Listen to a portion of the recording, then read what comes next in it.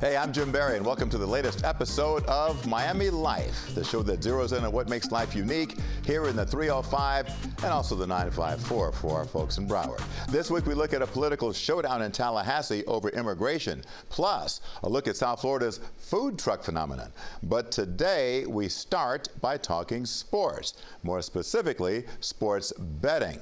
Of course, the Kansas City Chiefs and Philadelphia Eagles will meet in 2 weeks in Super Bowl 59. Millions will be watching and millions will be betting on the game. In fact, the American Gaming Association estimates about 68 million Americans placed a bet on last year's Super Bowl. Total wagers on it, about $23 billion, a record that may be broken this year. The rise of legalized sports gambling has made it easier than ever to bet on sports, thanks to betting apps on your phone. A study by the NCAA revealed that sports betting is rampant on college campuses. 58% of students 18 to 22 years old have bet on a game, 41% have bet on their school's teams, and 35% said they use student bookies to place their bets. Sounds like fun, but for some, it can become a destructive addiction. Joe Gorcho has the story of someone who nearly lost everything and has been battling ever since to shake the lure of placing a bet. He's keeping his identity a secret.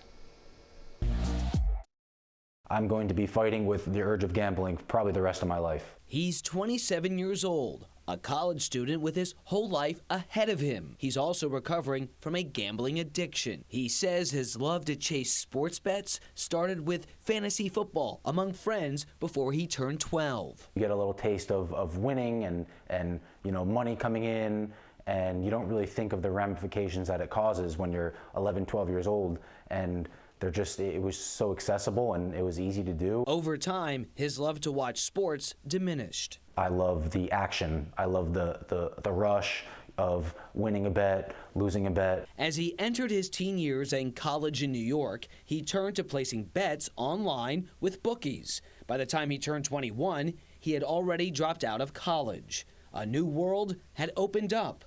Legal online sports betting. Placed 40, 50, 60 bets daily before.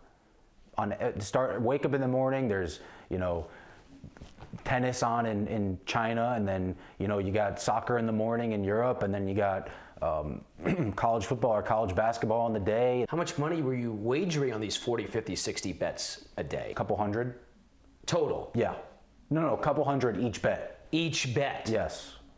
Oh my goodness. Yep. Go on a run and hit 5, 6, 7 in a row, and then you lose 5, 6, 7 in a row, and you're back to even, and then you just keep going, and then eventually it's all gone. Adam says that at his worst, he damaged friendships and lost between $100,000 and $200,000. Adam's not alone in his struggle. The Lancet Public Health Commission on Gambling published a report in November of 2024. The author's research review estimates that 9% of adults and 16% of adolescents who use sports betting products have a gambling disorder. What inevitably happens is we have to resort to lying, cheating, and stealing. And most of those illegal acts start close to home. Steve C. also speaks to us anonymously. The promotion of legalized gambling is really drawing people in. In the United States, sports betting is legal in some sort of fashion in 38 states. The only legal online sports betting app in Florida is Hard Rock Bet. On its website, toward the bottom of the page, it lists resources for people who believe they need help with gambling. Steve C. sought help through a 12-step program for people with an addiction, Gamblers Anonymous. 30 years ago, I came into this program, broke, suicidal, didn't know where to turn. I had 2 infants, a wife, a house, a mortgage, didn't have $1 in my pocket. Now he mentors others to avoid temptation. I just pick up the phone, I call them, I say, look, I'm thinking about making a bet, and they talk me off the ledge. Adam says he's been receiving help for 6 years, and he tells us he hasn't relapsed and placed a bet in 11 months. I've gone through so many different things with gambling. I've gambled away so much money that was mine and wasn't mine. I'm still paying those people back today. And I'm thankful for all the people in my life that have helped me through this journey. All right, we're going to take a deeper dive into this issue now. Joining us is CBS Miami's Joe Gorcho, whose story you just saw. And Joe, Adam's story really pinpoints how insidious this whole sports betting thing has become. It can trap people, and especially if you don't know your limits. And when speaking with Adam, he would tell you he would change as a person, that he would self-isolate. He wouldn't want to be around anyone. And then with it so accessible at your fingertips, it makes it so much easier for folks across the country, not just Adam, to really place that bet. And it's been a tough journey for him. He's been seeking help for 6 years, and he's only been 11 months now, which is, congratulations, a testament to him, without a relapse. But just shows you how difficult the journey has been for Adam. But at least he's self-aware of his issue. And he started before sports betting became, quote unquote, legal. So now that it is legal and so accessible, it seems to me there are going to be a whole lot more Adams out there. There could be, and that's why it's important, Jim, really to make sure, number one, you're self-aware, but for us, if you have family members or friends, to really pay attention to their habits. Are they, when they're watching games, does their mood change? Are they no longer enjoying the sport? Because that's what happened with Adam. He lost the love of watching sports. He can't even watch sports to this day because it became all about the action. So pay attention to loved ones, friends, and family. See how they're talking about betting, if they're placing bets in games, how they're reacting, and try to help them. For me, I'll tell you this, my wife monitors our bank account. If I ever put any money into an app to place a bet, she's like, Joseph, what are you doing? My dad hates when I talk about betting, so I have people in my life that help me stay under control, but not everyone has that support. But it's in your face everywhere you go. I mean, you turn on the TV and you just want to look at the highlights, and boom, there are guys talking about the betting and the odds and the over and the under and so forth. And it seems to me, it's pretty apparent, Joe, that the young people are the target market. I'm being targeted. I don't know if you look at your phone, but if I go on Instagram, X, or even Facebook, I'm getting hit with ads for Hard Rock Bet. I'm just going to say it. Every time I open up my phone, look at a social media app, I'm getting hit with, say, place a bet, place a bet. We see advertising and billboards. So it's really, you have to be self-aware and understand there are dangers to gambling because, yes, certainly some people win, but we all know the dangers of what really happens. The house always wins. There's a reason there's that expression, and I can tell you every time I've gone up on DraftKings, you name it, I've always come back down. The house always gets its money, so you have to be careful. So if you feel you got a problem, what do? You go and you seek help. I think the first thing is self-awareness. What Adam said is that he didn't start making this journey towards recovering till he realized he wanted the help. So first and foremost, look within. And then they have these 12-step programs, numbers you can call. All these websites, by the way, that offer gambling, they also point you to services, numbers you can call, resources, people you can speak with. Because at the end of the day, a lot of these sites like Hard Rock Bet, they say responsible gaming is very key. If you look on the website, they talk about it. So make sure you seek help, talk to friends and family, and also talk with others who have been in a similar situation. And that can help you begin your journey battling through this dangerous addiction. Yeah, what an irony, because you know you're a big sports fan, as am I, and I just love watching sports for the joy of watching the sport to see who's going to win or lose, not to know that there's some money riding on it for me if the wrong team wins or loses. Since I was in college, we're talking about what, 15, 18 years ago, people were placing sports bets just like Adam with online bookies. It was always around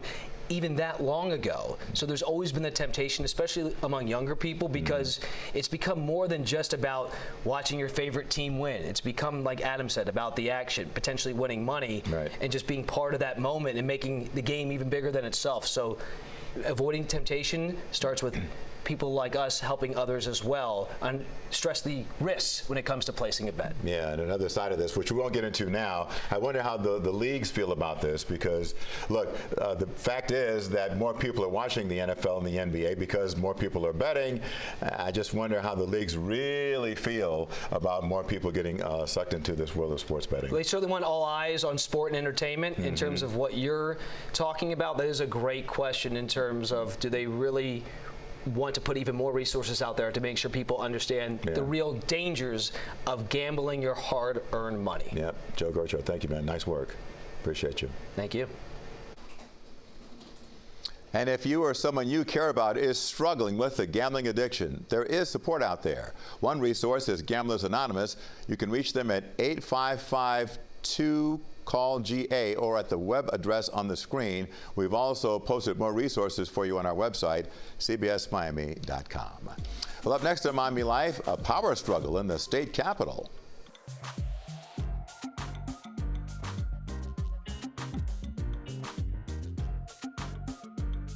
Florida lawmakers defy Governor Ron DeSantis' demand for a legislative session on immigration. We'll explain why they did it and what could come next. Also, the great food truck boom. These restaurants on wheels are all over South Florida, serving all types of delicious eats. But is it just a fad or a solid business? We'll talk to a few truck owners next on Miami Life. Welcome back to Miami Life. Well, a rare power struggle unfolded in Tallahassee between Governor Ron DeSantis and the normally compliant state legislature. Lawmakers in the state house and state senate resisted the governor's demands to take up a series of measures that he wanted enacted to expand his powers over immigration enforcement. The defiance from fellow Republicans was an eye-opener. Jim DeFeedy tells us more. I believe special sessions should be used sparingly. They should not be stunts designed to generate headlines. House Speaker Danny Perez rebuking Governor Ron DeSantis' call for a special session. Moments later, across the Capitol Rotunda, the Senate President, Ben Albritton, did the same thing. As long as I have the honor to serve as your Senate President, I'm not going to sit idly by and allow anyone to ignore the constitutional authority the people of Florida have given the legislature. The Florida legislature matters. Our opinions matter. Our voices matter. The Florida Constitution says so, and more importantly, so do our constituents. Both Perez and Albritton made clear they would not give DeSantis the unchecked power he was seeking, including DeSantis' demand for his own immigration czar, who could use the Florida National Guard to round up people who are undocumented and fly them out of the country. DeSantis also wanted to turn local police departments over to ICE, and any police chief or sheriff who refused, he wanted the power to remove them from office. Senators, sometimes leadership isn't about being out front on an issue. It's actually about following the leader you trust. For my part, I trust President Trump.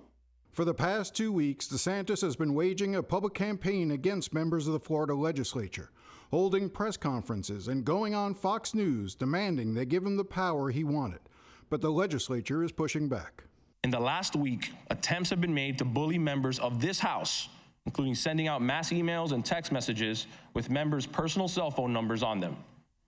Attacks on this body, attacks on all of you, are not acceptable. This House will never be moved by threats. I will always have an open door and an open mind. But if someone tries to force me to choose sides, members, I will always choose yours.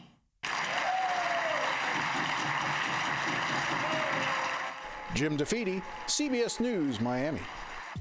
We'll see where that goes when the legislature reconvenes. Still to come on Miami Life, it takes more than just good food and a cool look to make it in the food truck business. We hang out with some food truck owners to find out their recipes for success. Next. All right, welcome back to Miami Life. Well, look around South Florida anytime, anywhere, and you see them. We're talking about food trucks. They are everywhere. They grab your attention with their look and then keep it with a wide variety of tasty eats. And if you think they're just a stepping stone for people to get their own restaurant, think again, because we found some food truck operators who say they are exactly where they want to be. So did you want it dipped in any, it comes with a dip and a topping? These days, Tony Fellows is a happy fellow. The owner of the Hip Pops Gelato truck says life is much better for him now than it was when he ran food establishments in shopping malls. What's interesting is you can always choose another spot. So what's beautiful is you can, one spot may be great for a little while, but once you sign a lease and if you're in a brick and mortar kind of position, you're there. You're stuck. So with being mobile, you can pick up and, you can kind of move around and figure out what's working for you at that time. We caught up with Fellows at a huge pickleball tournament in Fort Lauderdale. He and several other food trucks camped out there, figuring that the pickleballers would work up an appetite. They were right. I love food trucks, actually, because of the convenience and because it helps the local economy, and I love small business. Well, Miami is a very diverse city, so when it comes to food trucks, I feel like it's better than a regular restaurant because it feels more homey. Like, they put more work into and dedication into their food with a food truck than a restaurant. It's like once they open up a major restaurant, I feel like some restaurants start slacking. And I notice when it comes to food trucks, they don't slack when it comes to food trucks. Over the last decade, food trucks in South Florida have become big business. Now it seems food trucks are everywhere. Mobile food entrepreneurs say it just makes sense. I'm a numbers guy, so when I kind of look at the overhead and I see the two different business models, I'm personally sold on the mobile food industry. And so is Chris Brown, whose world-famous egg roll truck can roll in the dough. His popular recipes can sometimes bring in 10 grand in a single day. But Brown says you gotta hustle. You know, you definitely eat with your eyes, and when the food's so appealing, it just attracts people. You know, it's like food porn, and then people just get so attracted to it. It's like a magnet, you know, and then when they come out, they share it, they tell everyone about it, and bring out the whole city. Andre Spalding got into the food truck biz after working 10 years for Subway. In his coffee truck, he knows it all falls on him. You are the boss? I am the boss. You're the server? I am. You're the everything? I got 15 jobs. 15 jobs, I got 15 jobs, man. I'm the cook, the baker, the cleaner, the driver, the server. I'm everything, man. Spalding believes his customers can taste the care he puts into his product. Because I think a lot of things that people are consuming has too much sugar, and it's not homemade. It's not made with love. Many food truck owners see their businesses as mobile billboards, which is why some trick them out with attention-grabbing designs. And they insist the marketing strategy works, prompting customers to track them down and even follow them around. Where you go, every time you take out the truck, every time we're jumping on I-95, I see folks with their cameras or they're writing down the phone number. We have social media handles. We're always tweeting out, you know, what our week's gonna look like, where we're gonna be, and so folks could always, you know, find us wherever we're gonna be. In South Florida's balmy climates, food trucks have become a year-round hit. They often get hired for private parties. Rather than sit by the door at a restaurant hoping customers find them, these foodies take the opposite approach. We get out there and we make it happen, and we bring handcrafted awesomeness to the streets of South Florida, making people happy, bringing the pops to the people instead of waiting for the people to come get the pops.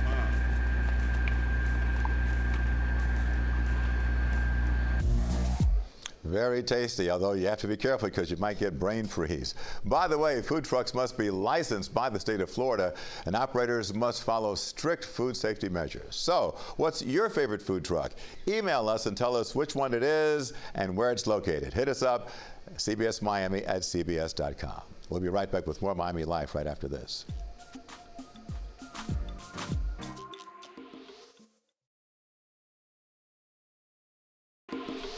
Well, next week on Miami Life, we are talking about side hustles. Many people enjoy picking up a new hobby or trying something different from their day job.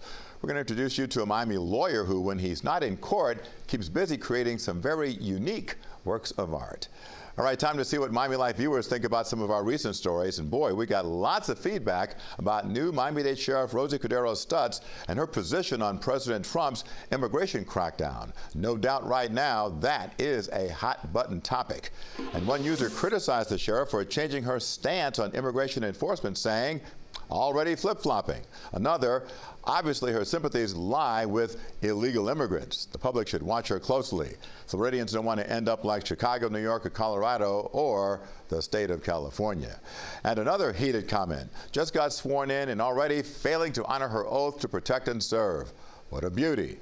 But some viewers are in favor of a hands-off approach from the sheriff's office. One said immigration enforcement is not a sheriff responsibility. A sheriff can't be forced to go after illegal immigrants. And another said, thank God, congratulations to the new sheriff. She's right. She is not immigration. Keep sending us your comments and feedback to cbsmiami@cbs.com. That's going to do it for this week's Miami Life. Remember, we're going to see you every Thursday for Miami Life at 6:30 on the stream. You can also watch all Miami Life episodes on demand on our YouTube channel. I'm Jim Berry. Thanks for tuning in. Be well and be safe.